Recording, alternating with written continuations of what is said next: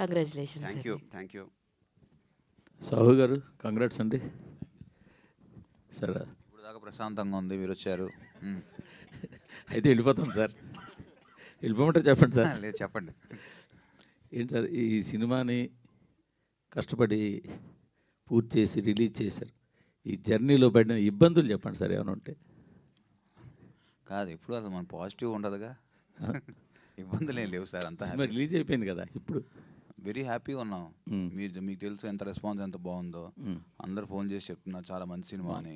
నాకు first time చాలా మంది ప్రొడ్యూసర్స్ ఫోన్ చేశారు. Very good. ఇన్ని సినిమాలు ఎప్పుడు చేయలేదు. సో దాన్ని బట్టి ఐఎమ్ ఆల్సో అజ్యూమింగ్ అంత బాగుంది బయట మార్కెట్లో దీని టాక్ అని నాకు అనిపించింది మార్నింగ్. Very happy. ఇబ్బందులు అంటే ప్రతి సినిమా కూడా ఇబ్బందులు అంటే ఏం లేదు సార్, అంత ఇబ్బందులు ఏం పడలేదు. Every movie is a struggle. ఎవరికైనా, ఒక ఆర్టిస్ట్కైనా, ఒక డైరెక్టర్కైనా, ప్రొడ్యూసర్కైనా ఈజ్ ద సేమ్ థింగ్.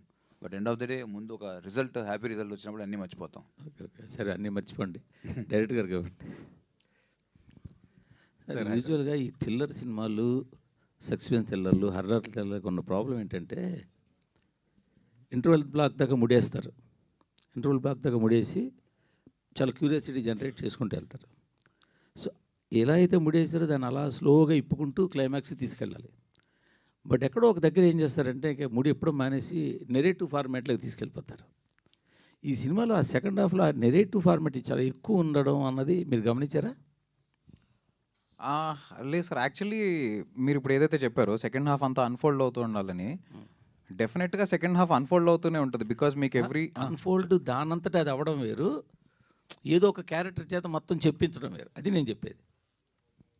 అంటే బేసిక్గా అదొక స్టైల్, ఇది ఒక స్టైల్ ఆఫ్ నెరేషన్ అండి. మనం ఎందుకు ఇంతకు ముందు చాలా మంది అలా చేశారని అలానే ఎందుకు చేయాలి అంటే దానివల్ల అంటే అలా కాదు. సినిమా అనేది ప్రేక్షకుడు చూడాలి, అంతే కదా? అవును సార్, నేను చూడాలి, కరెక్ట్. నేను దాంతో ట్రావెల్ అవ్వాలి. కరెక్ట్. దాంతో నేను కూడా ఒకటి సపోజ్ ఒక హీరో అన్ఫోల్డ్ చేసుకుంటూ వెళ్తుంటే హీరో వెనకాల ఆడియన్గా నేను కూడా వెళ్ళి అది నేను ఎంజాయ్ చేయాలి. Correct sir. హీరో కూర్చోబెట్టి అనగనగా ఒక రాజు ఇలా కథ చెప్పేసుకుంటూ ఇది ఇలా జరిగింది, వాడు ఇలా వెళ్ళాడు, వాడు వెనకాల వచ్చాడని చెప్పేస్తే ఇంక నాకేం ఎంజాయ్మెంట్ ఉంటుంది? మరి ఎందుకు సార్ ఇంతమంది ఎక్సైట్ అవుతున్నారు? సినిమా బాగోలేదని నేను అంటలేదు, అది ఎక్కువైంది ఈ సినిమాలో అని అంటున్నాను. మేబీ సార్, అంటే బేసిక్గా నేను ఆ స్టైల్ ఆఫ్ నెరేషన్ని చూస్ చేసుకున్నాను. ఇంకా అది ఇంకోటి ఏంటంటే what I felt is second హాఫ్లో మోర్ దెన్ హారర్ ఎలిమెంట్ ఉంటూనే ట్విస్ట్స్ అనేది ప్లేస్ చేసుకుంటూ వెళ్ళామన్నమాట. సో అది నాకు హై ఇచ్చింది రాస్తున్నప్పుడు. ఫస్ట్ ఒక క్యారెక్టర్ ఇంట్రడ్యూస్ చేసాం, ఆ క్యారెక్టర్ తోటి కొంత చిన్న నెరేటివ్ జరిగింది. ఆ నెరేటివ్ చూసినప్పుడు మనం ఒకటి ఎజ్యూమ్ చేసుకుంటాం, దెన్ అగైన్ ఒక ట్విస్ట్ పడుతుంది, దాని తర్వాత ఒక 20 minutesకి మళ్ళీ ఇంకోటి జరుగుతుంది. సో అలా అది నాకు హై ఇచ్చింది రాస్తున్నప్పుడు. So that is one of the major reasons why నేను ఆ ఫార్మాట్ చూస్ చేసుకోవడానికి, అది one of the major reasons sir, అంతే.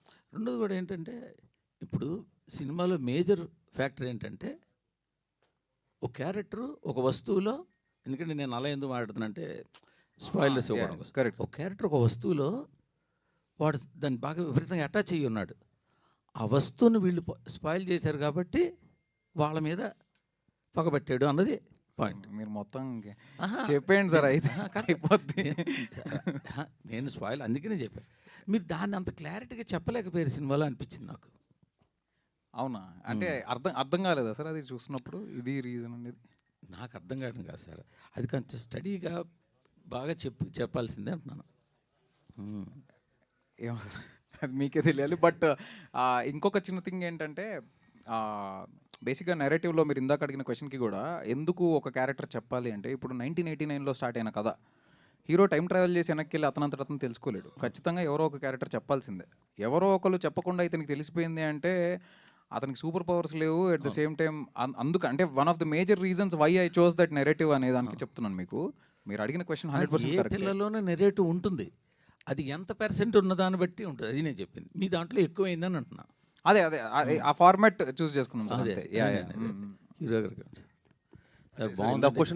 ఇందాక క్వశ్చన్కి అంటే నేను మీ అంత నాలెడ్జ్ లేదు సార్, అంత నాలెడ్జ్ కూడా లేదు సార్, అంత గొప్పనైతే కాదు కానీ సార్.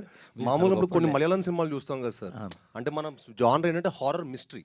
సో సెకండ్ హాఫ్ మనం దానికి stick to the genre sir. ఈసారి ఏమి మేము ఎక్కడ ఎలివేట్ చేయకుండా, సాంగ్లు అవి పెట్టకుండా, ఎక్కడ దాన్ని స్పాయిల్ చేయకుండా we have stuck to our genre. So మీరు మిస్టరీ చాలా అన్ఫోల్డ్ అవుతూ ఉంటుంది సార్. మన example Malayalam cinema officer on duty చూసారా సార్? చూసారా సార్ మీరు? ఆఫీసర్ ఆన్ డ్యూటీ చిన్న గోల్ చైన్ దగ్గర స్టార్ట్ అవుతుంది.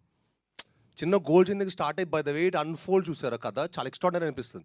సో సమ్వేర్ మాకు మీరు ఇప్పుడు చెప్పిన అర్థం చిన్న అక్కడి నుంచి స్టార్ట్ అయ్యి కథ ఎలా అన్ఫోల్డ్ అవుతుంది అనేది మేము కొంచెం ఫ్రెష్గా ఫీల్ అయ్యాం.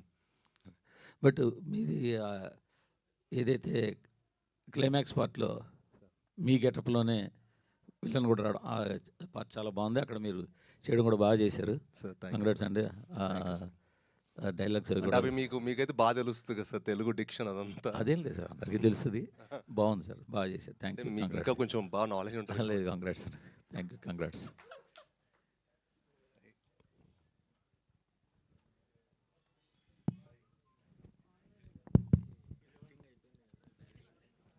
సార్ ఇంకోటి ఏంటంటే మాది చిన్న సార్ మూర్తి గారు కొంచెం మాది చిన్న మిడ్ రేంజ్ సినిమా సార్. కొంచెం మీరు సపోర్ట్ చేసి మీరు అందరూ ఈ సినిమాని ఎంకరేజ్ చేయాలి సార్. అదే సార్ అందరూ మీరు కూడా అందరూ చేస్తే బాగుంటుంది సార్. డెఫినెట్గా మాది చిన్న సినిమా, ఎందుకంటే మేము 20 కోట్లు తీసాం, 100 కోట్లు పెట్టలేదు సార్ సినిమాకి, 20 కోట్లు తీసాం. అవును ఉన్నారు సార్, తప్పుడు రెమ్యునరేషన్స్ కాకుండా సిఓపి చెప్పాము సార్ మేము. అదే సార్ మీరు రెమ్యునరేషన్స్ కాదు కదా సార్, సినిమా కూడా చూడండి సార్. సినిమా స్క్రీన్ మీద ఏం కనిపిస్తుంది అది ఖర్చు సార్. మీకు ఖర్చు అవుతుంది ఇక్కడ. ఖర్చు ఏంటంటే సినిమా మీద కనిపిస్తుంది సార్ స్క్రీన్ మీద, అది ఖర్చు.